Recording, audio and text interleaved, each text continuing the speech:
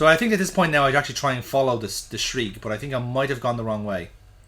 Oh yeah, the way to, obviously with this skimmer coming across, the best thing to do is just like, if you go off screen and then come back, then... Yeah, it resets it. Yeah. It's only if you hang around for... Oh yeah, no, actually, I think I try and actually avoid him here, because if you don't avoid him the first time, then he keeps coming back then every time you go to the screen. Alright. Yeah, I think so. So you have to... Basically, if you, like... I think we can all sympathise with that. There we go. All you have to do was ask. I like how they get all the random bollocks noises and then the sound distantly of something that's actually coming to kill you. It's text. They don't bother fucking putting that in. Yeah. Like, that's the harshest part, is that, like, you're trying to, trying to solve this little mystery wrapped in a fucking enigma they have here, and all you've been doing is, no, you're in the wrong square, pick another square. Yeah. Wrong square. Like, there's no way of knowing as well, because, like, if you're playing it for the first time, you don't know which way it's coming from. It doesn't say, like, west or east. And then when you are trying to, like, go, okay, based off what I would guess from perspective, I would break his line of sight here. But alas, no. That's not what happens at all. And I think I get shot to bits here in this section because I was too late then. There's me discovering, if I merely reset the guards. So yeah, several deaths happened here. But I think I do make a beeline here. The worst thing about this game actually was the perspective, because that little light green border of the tree is basically a hitbox. So when you're trying to like walk up this way, you basically you're trying to walk straight, but you're knocking off the tree so you don't move. And then even then you have to follow down the path of the tree until it's not a solid object, It's one of those weird things when you're making the level, like, this is solid, this is not. But it's the interim, it's where it stops. That's really annoying. So yeah, this is me going the wrong way and then going... I think when we did this initially, we had kind of done this in the wrong order, but now, as I'm following the walkthrough, we know what we can follow the line of logic now. Oh, alright. So, we were right in what we were saying the last time, it's just that the game didn't show us the right way. I quite like the explanation we did in the first one. Yeah. Our playthrough was actually quite good. We were very efficient with it. Oh, here we go. This is this little guy. Yes. If you were eagle-eyed in our last area, our crashed area, yeah, he actually sticks his head up from behind. He does, yeah. He spies on us. Yeah. And as you can see from the perspective, he looks like he's dangling over us, but he's actually not. Because they've drawn him ridiculously large. That's the thing, yeah. He's actually further back into the distance. He's actually behind the bush that we're stuck at. I actually took like a good minute there to discover, like, what are they going to describe it here? Now we're in front of him, see? Like, holy fuck. But even then, like, you have to use the right instruction in this. So, take rope, no. Cut rope, no. In all fairness, there. And this is me checking the walkthrough. You've nothing to cut the rope with. This is me checking... That was me checking the fucking walkthrough and getting the right fucking phrase. And that's all it was, is literally just... And now we've released the naked baby into the forest. Yeah. Oh, he's out to get me. Now he's sodded off.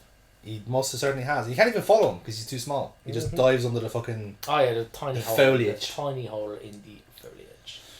Oh dear.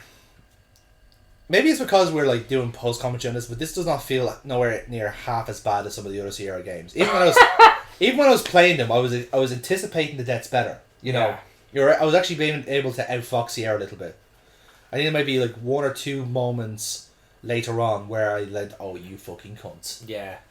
There's actually one moment in particular later on that I said, oh, you actually did outsmart me there. Because this is all these games are. It's literally just a battle of wits between you and the game designer. The game designer is fucking moon logic. Basically, yeah.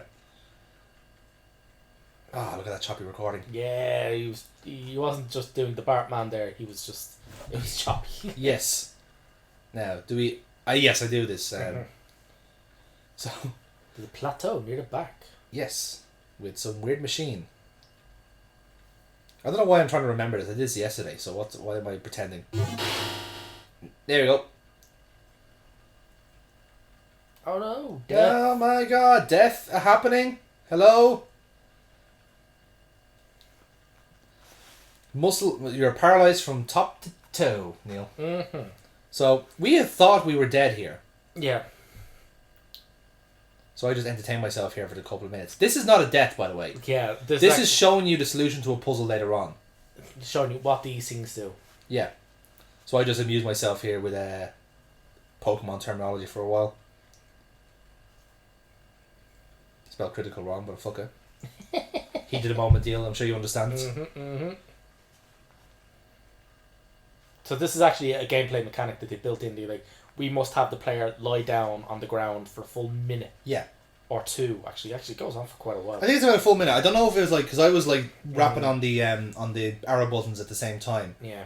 But I don't know if it was time sensitive or not. I think it was just like, I think this is like teasing you to basically like reset the game. Yeah. But no, this is actually just telling you how to solve a puzzle later on, and quite a good puzzle as well, I'd say. No. For the time. No. Nope. Now we're back up and rocking and rolling. Yep. Save, so we don't have to go through that again. I like that we're on the same wavelength here. We did exactly exactly the same thing. Oh, did you pick one of them up?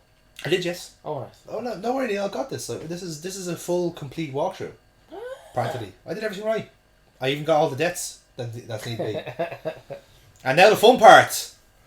Oh, remember this part, Neil? Yeah. Now, we'd done this first. We did this first. So the fleshy guy there wasn't picking the berries. So we went to this side first, saw berries, and said, okay, we need them, obviously, because it's a video game. Yeah. But if you free the creature first, then he picks the berries. And you basically follow him around the jungle.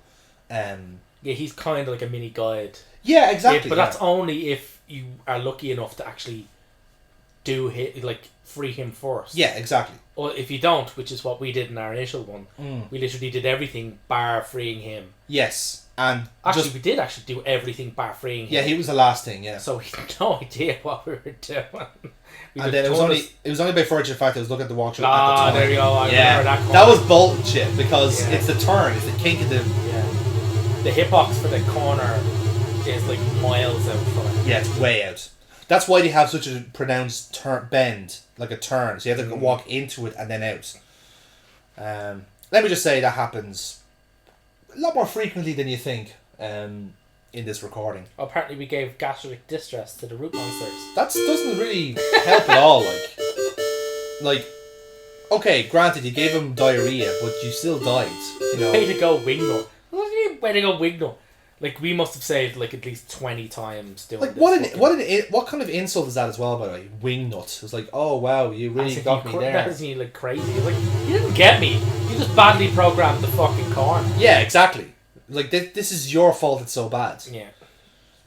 We were saving like every 12 steps on this fucker. Yeah, I think ridiculous. I eventually split this into like yeah, it's that one fucking turn. No, it's the other one as well. Like I think at this stage I do split it. I think I split it into like 3 sections. So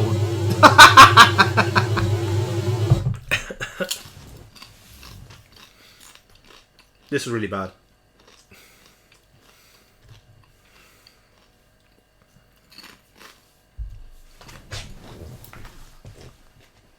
I think I was saying that whoever designed this maze could run backward naked through a field of dicks. Absolutely. And hopefully they trip up over a few. Yeah. And they're penetrating like 3 different areas. Because this is like what, mouth? Like knee, look how far out you have to go from the corner just to not hit it.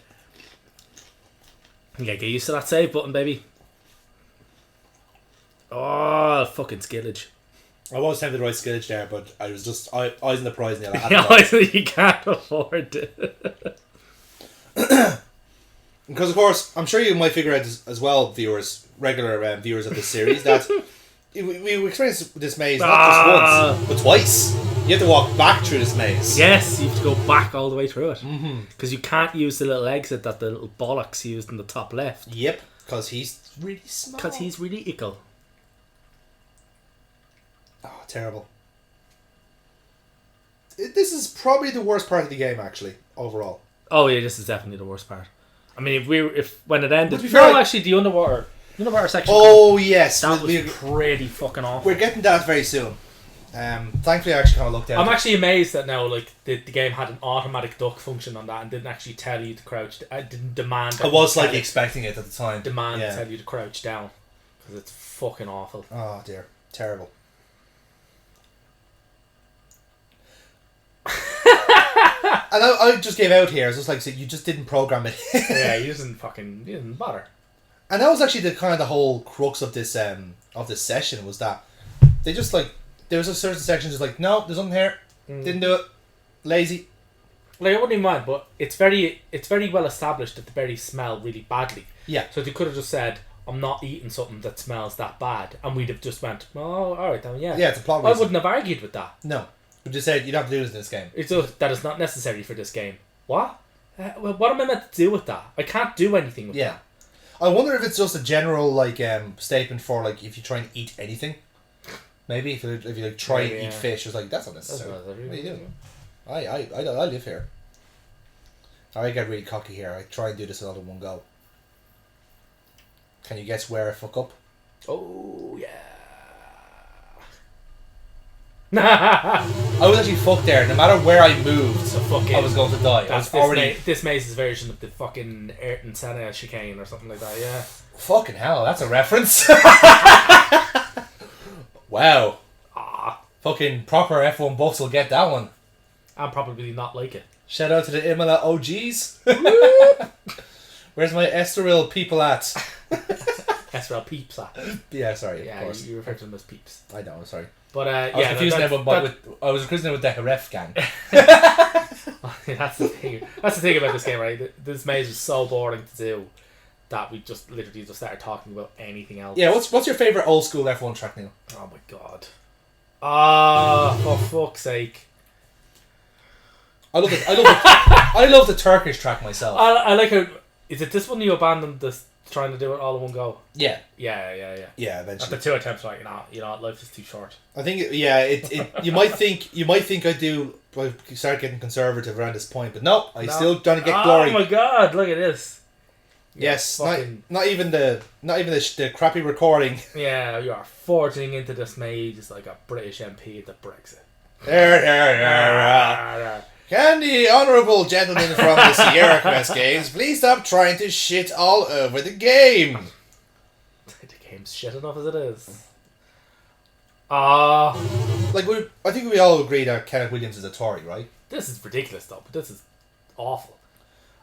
He may not be a Tory, but he's not a game designer. No, definitely. Take that, Ken. Not a good one, maybe. Fuck it. Like, this is awful. Like, this can't have been playtested. I mean, it's something like 6 playtesters. Oh, look how far away I am from that. There's something like 6 playtesters on the credits. I got really. Like, what the fuck were they doing? I'm in a really sticky wicket here. I think it's where I saved or something, and it was just like it was in the wrong place. So every time you had to go up that way. Yeah. And then it didn't take me until like maybe an hour into this game to realize, I can walk diagonally. Can you walk diagonally? Yes. Yes, you do. You can. Oh, fuck that. Yeah. Remember all those games where we kept falling on the staircases? Oh, you just meant to do it diagonally? Yeah. Oh, holy shit. Yeah. But here's the gas thing. You can't do it with the arrow keys. Oh, there's it's the number pad. Oh. Because that's how it was back in the day. That's how it was back in those days. You should remember, Neil. You were there watching this. I wasn't playing this bollocks. Actually, it kind of was. What was the oldest game you played, Neil? The oldest game I played. Well, I'm going to be here a while, so we might as well we're going to be here a while.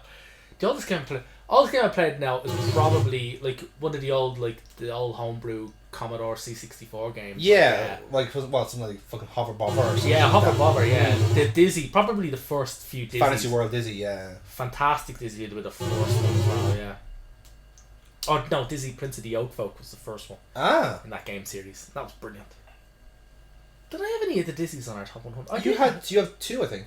Nice. The one from the Sega Genesis, which looks actually really cool. It's brilliant, yeah, that's fantastic Dizzy. Is that on the new one coming out? The mini Genesis? No. I really hope so. Ooh, yeah. I haven't looked at that game list. Neither have I. It's coming out soon, actually. Why does it turn this into an advert for the Sega Genesis? Because they actually have good games. They say you gave us free stuff. Oh yeah, this I go mental here because the guy wouldn't stop moving. I was like, fucking stop. And what happens? Get hit in the fucking corner. This was pain and suffering. Although thankfully the rest of the playthrough was without a hitch in the end. But it was just this section. That fucking corner, that other corner. Because like it's hard to express, but if you imagine like larger blocks, like just like squares around the maze where you're supposed to walk, that's what's going on. You're not actually following the lines that are there. You have to imagine there's like an area, like a hovering around it. Fucking hitboxes.